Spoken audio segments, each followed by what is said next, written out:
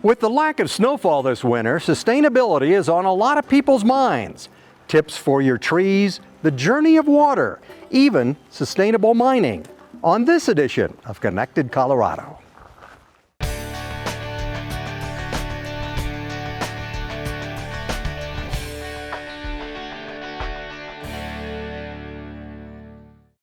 Hi everyone, I'm Gary Shapiro. When you think about sustainability, mining may not come to mind. But it is an important part of our green technology. The minerals that run green technology have to be mined. We are here at the Edgar Mine in Idaho Springs. It is part of the Colorado School of Mines. We'll learn more about that coming up in just a little bit. But first, the city of Aurora is looking at reinvesting in its urban canopy for social equity and climate resilience. The federally funded program is going to plant 2,000 new trees through 2028. Digging, clearing, and planting.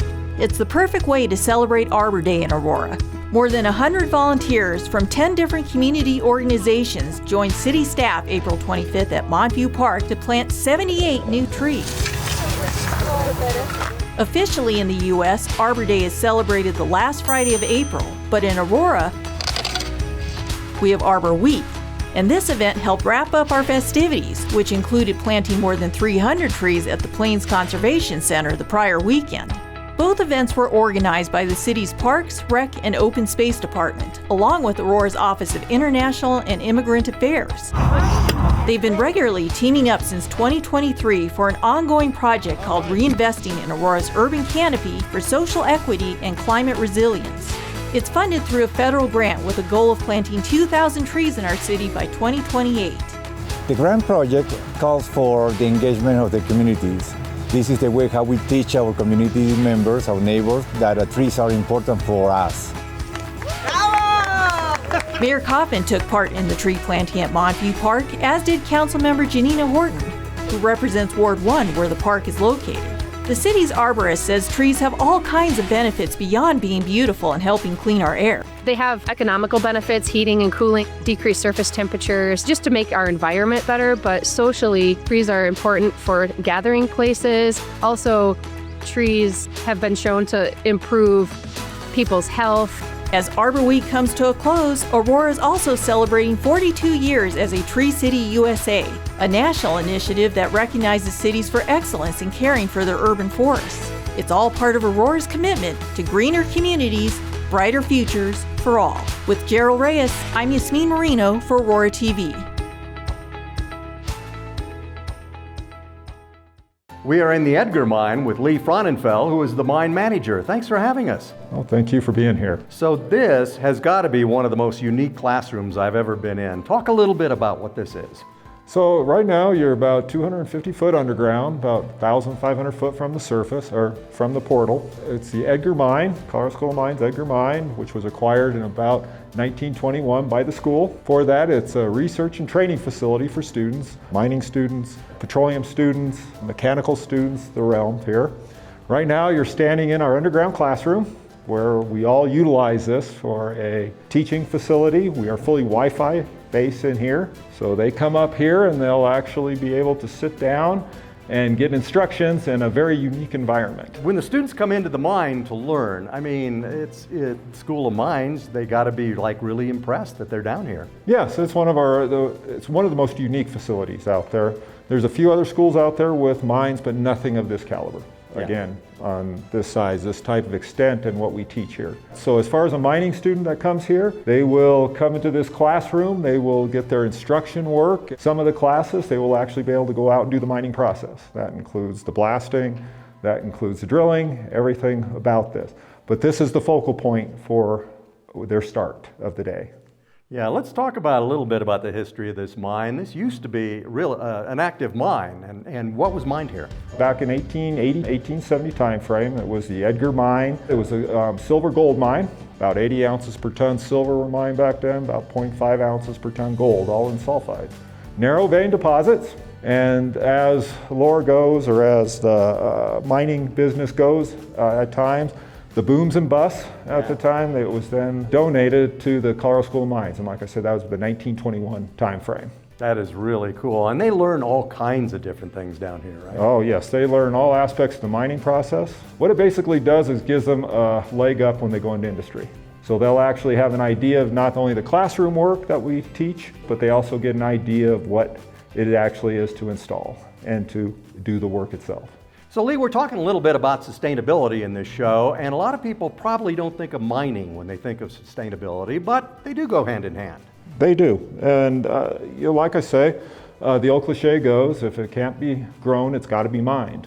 So all of your sustainability items, such as solar panels, takes minerals. That could be copper, lithium, as we have heard so much about in the news and all that. All these items have to be mined in one sort of another. So here at the mines, we teach those types of things. The mining aspect of it, where to find the minerals, and good engineers to get them out. So it sounds like mining is going to be a big deal for a long time. What do you see as the future of mining? The future of mining isn't going to go away. The minerals that are needed are way more than even what the mines can produce today. What we see out there in the future is a lot more mines being developed, which also means more mining engineers. Well, Lee, thank you very much for having us down. We appreciate it. Oh, thank you for coming. We really enjoy showing off the place. It is a jewel for the Colorado School of Mines.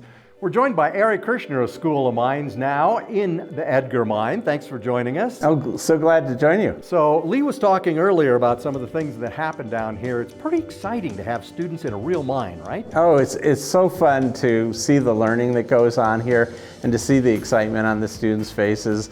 I know that when they came to our school, they were probably thinking about whether or not they would have this kind of experience, and to see them actually doing it and really enjoying it while they're learning so much about how mining is going to play into the future of the country and the world, really. Talk a little bit about how students get into some of those areas. Well, you know, I think students are appreciating what we're all appreciating, which is if we're going to move into a more green future, we're going to need the elements and the minerals that we get from mining. And that can be in your EV, the battery in your EV, it can be in your cell phone, it can be in your solar panels, and just about everything. And students are appreciating that, and they're appreciating that mining is something that's going to help us get to that future that we're all seeking. You know, it's interesting, I read that those minerals have been mined for years, but also discarded for years, and now they're going back after them, right? Isn't it interesting? That's exactly right. The notion of looking at mine waste and figuring out what minerals are in that waste and how we can get at them has been a huge topic at Mines. Actually, Mines is leading the way in figuring out how we can get at those minerals. We actually have a new center that's focused on that. Talking about critical minerals, School of Mines just got a big grant to help with this, right? What we're going to be doing is working with a Texas firm in Louisiana, and we're going to be looking at the mine waste there and actually looking at recovering rare earth elements from that mine waste. And it's important for America to do this because we're kind of in competition with China these days, right? The whole world is. China has done an amazing job at cornering the market on critical minerals and rare earth elements especially. And the whole world is trying to figure out how do we have our own sources of these minerals and these elements without having to use just what China is able to provide us with. You were talking earlier about how the mining part of School of Mines is actually really growing now. It is. We're really happy to see that more students are wanting to go into mining and that they are appreciating the role that mining plays. And yeah, we've seen our enrollments just growing, more than doubling in the last few years. One of the things they teach down here in the Edgar Mine, I understand, is quantum physics, which I'm an expert at. No, I know nothing about it. But talk a little bit about what that is and what the students learn down here. Yeah, so there are actually 2 quantum labs that are being built here at the Edgar Mine. And the reason they're doing that is because the sheltering that the Earth gives those labs really allows them to do the kind of research that they need to do. Quantum is a very delicate science, and it can be interfered with by even like a solar flare, that kind of thing. So they put those labs way underground here, and the students are learning about quantum, and we actually have a new undergraduate degree that is focused just on quantum. So talk a little for people that may not know about what quantum physics involves. Well, quantum physics involves a lot of different aspects, but there's a lot of excitement around the potential, for example, of quantum computing, because quantum computing can be much more efficient at tearing through all that data that computers have to deal with. Mm-hmm. And so there's a lot of excitement around that with AI gobbling up so much of what they call our compute. We're trying to figure out what's going to help with that. Quantum computing is one thing that a lot of scientists think will help with that. But quantum has been around for a while, actually. It's actually even in your cell phone. And quantum is going to help us with a lot of arenas. The big question on quantum is, when is it really going to be useful to us? Right now, it's very much in its research phase in many aspects.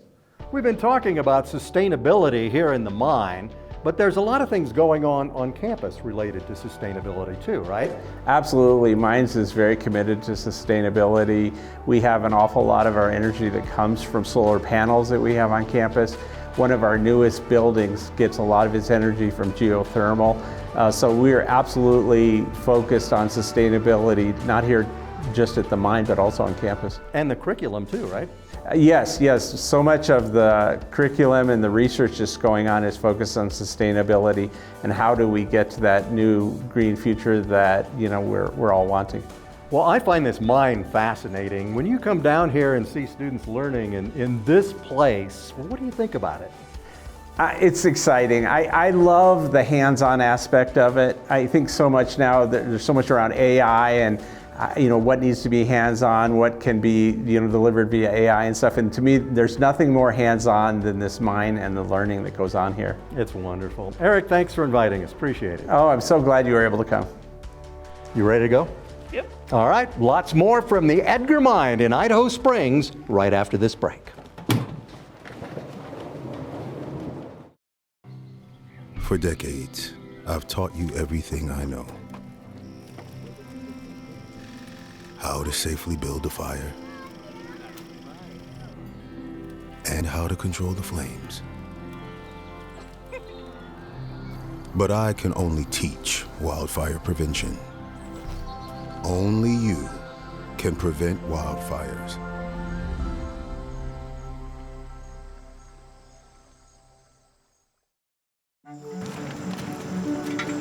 Remember, we always keep an eye on our debris burn until it's completely out.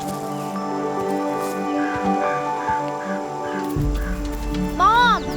Always keep an eye on our debris burn until it's completely out. That's right. If it's too hot to touch, it's too hot to leave. Only you can prevent wildfires. So what does it take to provide high-quality water for a community? Broomfield shows us the complex journey from source to tap.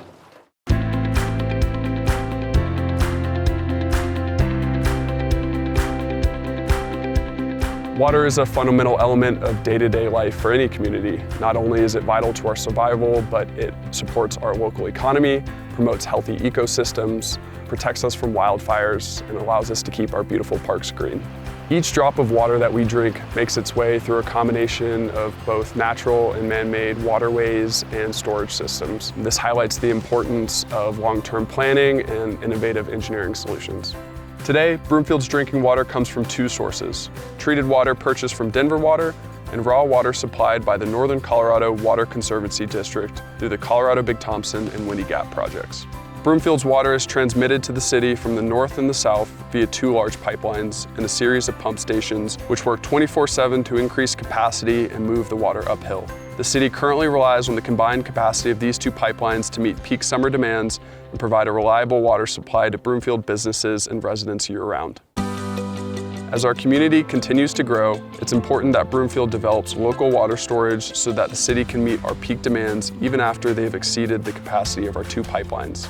Broomfield's water treatment facility is a conventional surface water treatment system with the capability of treating 26 million gallons per day during peak demands. After treatment, water is delivered to our customers through our distribution system, which includes 5 booster pump stations and 4 water storage tanks. Many of us go throughout our day without realizing that there's an extensive system of pipes beneath our feet that delivers our water to our taps each and every day. The City and County of Broomfield's wastewater recovery facility employs approximately 20 employees. These wastewater professionals are responsible for treating approximately 2.3 billion gallons of wastewater annually. This wastewater comes from homes, schools, commercial and industrial facilities. The reuse water system allows Broomfield to use treated wastewater effluent a second time for irrigation purposes and has been the keystone of the city's water conservation efforts since 2004. The reuse or non-potable system is a diverse combination of water sources consisting of reclaimed wastewater effluent, raw water supplies from irrigation ditches, and direct stream diversions, all of which are combined and stored to supply water to approximately 940 acres of parks throughout the city and an additional 1,500 acres of non-city owned green spaces. It's important that we're all stewards of Broomfield's water resources. From the arid plains of the past to the thriving city we know today, water has always been the lifeblood of Broomfield.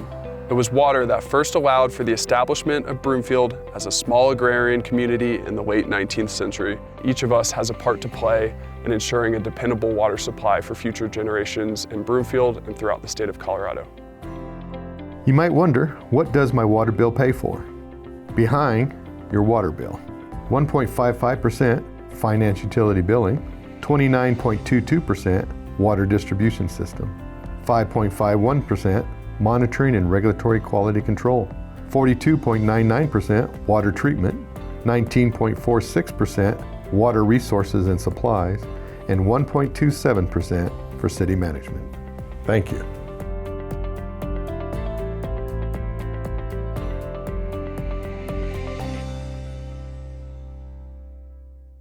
That is quite the awesome project. Right now, I'm going to try my hand at drilling in a mine, a little jackleg drilling. And then let's get you. So I'm going to hold this behind you. Okay. And just bring that forward. So just grab right here. All right. Drill with the jackleg here.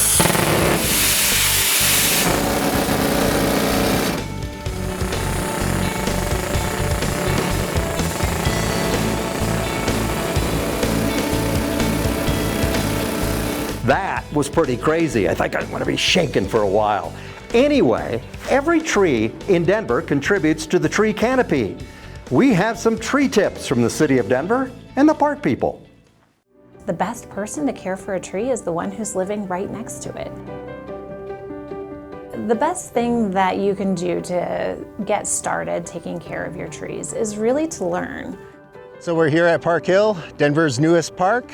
Let's take a walk and look at some trees. You want to do a full walk around the tree. You want to kind of look at it from every angle. And then you start slowly working your way in and working your way down on the tree. One of the major things you want to look out for is a fruiting body, a mushroom growing on the tree or around the base of the tree. That basically indicates there's some decay going on with that tree. Park people and the Office of the City Forester work together on planting and caring for our city's forest. The Office of the City Forester sets the standard. They have the strategic plan, they have the goals, they have the science, they have the inventory, and they're able to work on our public lands. And so where they leave off, we overlap a little bit and then we pick it up from there. We're here at Greenwood Elementary checking up on some young trees that we planted about 1.5 years ago. First and foremost, we want to make sure that that tree gets enough water. You can kind of tell when something, or a tree in particular, isn't getting enough water because we start to see stress actually in the canopy. And that can look like undersized leaves, that can look like dieback from the tip inward. And of course, wilting. Wilting's kind of the first thing that most people see. Another thing that I would recommend for newly trying to establish a new tree is to remove turf, remove weeds. When you're trying to get a new tree to establish, you want to make sure that it has as much access to water as possible. And weeds and grass tend to be competition. Once you have your young tree in the ground, you want to make sure that you properly mulch it. Mulch is a great additive to your young tree. It helps keep moisture in the soil. It also breaks down and helps feed your soil, which ultimately feeds your tree. It keeps the ground insulated so the roots aren't experiencing wide temperature swings. We think donut, not volcano.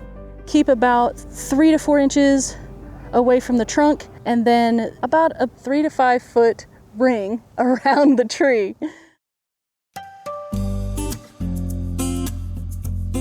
A healthy and robust tree canopy is absolutely critical to a healthy and robust population.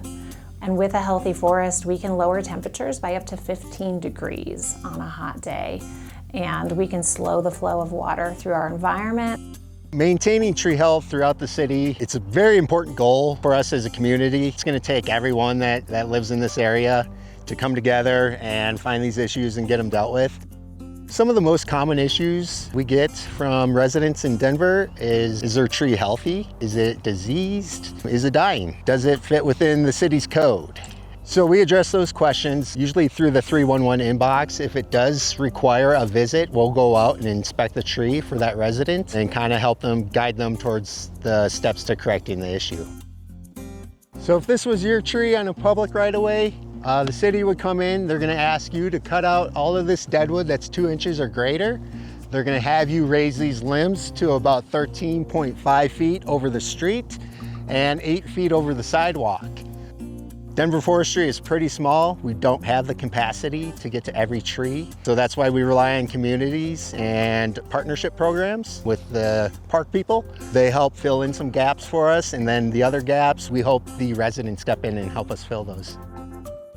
Denver has well over 1 million trees, and they're putting trees in every year. It really is kind of like an all hands on deck situation to make sure that every tree that we have here in the city does survive, does do well. Getting involved with the park people is a really easy thing to do. We have lots of ways to plug into urban forestry here in Denver. One thing, if you're looking for a tree for your yard, you can apply for one through Denver Digs Trees. There's a form available on our website year-round to express interest. You can also get out and volunteer with us. We have a ton of different volunteer opportunities that range from getting the word out about trees to helping to plant them. You can sign up for a workshop. We have our community forester workshops. And of course, getting involved as a donor is one of the easiest ways to get involved and one of the most impactful for us as well. Our ultimate goal with Denver Forestry is to grow the canopy. We want to work with our partnership programs and with the residents to do this. So if you have a question for Denver Forestry, you can send us an email or use the 311 system, and we'll get back to you. Hey, the city of Fort Collins is working to keep so-called flushable wipes from ruining pipes and wallets. It is pipes versus wipes. My name's Andrew Gingrich, and I'm the Director of Waterfield Operations. I oversee the wastewater collection systems in the City of Fort Collins Utilities. Earlier this year, myself and other utility staff testified in front of State House Committee and legislatures on the damage that flushable wipes do to our public wastewater systems. Because of that, a bill was passed by Jared Polis to change the labeling of flushable wipes to say "do not flush." With 54 aye, 11 noes, 0 excused, Senate Bill 150 is adopted. Starting in December of 2023, stores in the state of Colorado will no longer be able to market flushable wipes on their shelves as flushable. They will have a label that say "do not flush." This is a large win for public utilities all across Colorado, as flushable wipes damage our equipment, cost us money and time in repairs and blockages, which we have to pass on to our customers in the form of rate increases. Flushable wipes, when you flush them in the toilet, don't go away. They go into your pipes in your home, they go into our public sewer systems, they can cause clogs, they can cause backups, and they can cause property damage. To dig up and repair a sanitary sewer service at your house can cost anywhere between $8,000 and $25,000. The main issue with flushable wipes is that they don't break down and disintegrate like toilet paper does. In this jar, I have a popular brand of toilet paper, and in this jar, I have a popular brand of flushable wipe. The toilet paper here is totally emulsified and one with the water, where the flushable wipe still holds its original form and still is intact, even after being agitated multiple times over 3 years. Flushable wipes, even when they go down the toilet, can go all the way through our sanitary sewer system and make it to our treatment plant. And there, they're taken out of the water, put into a dumpster and hauled to the landfill. I wish our customers would trash the flushable wipes before they flush them, because they're going to the landfill already.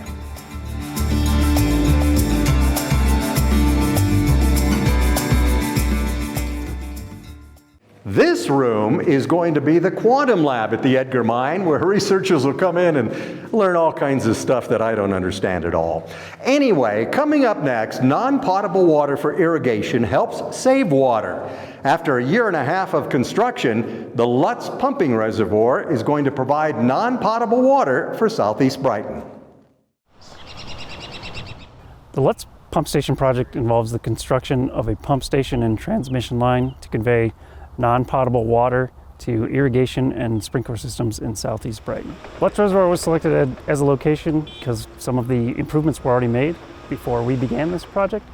For example, the reservoir itself existed with a slurry wall around it to hold in water. The reservoir is connected to a ditch system which can refill the reservoir during drawdowns using Brighton water rights.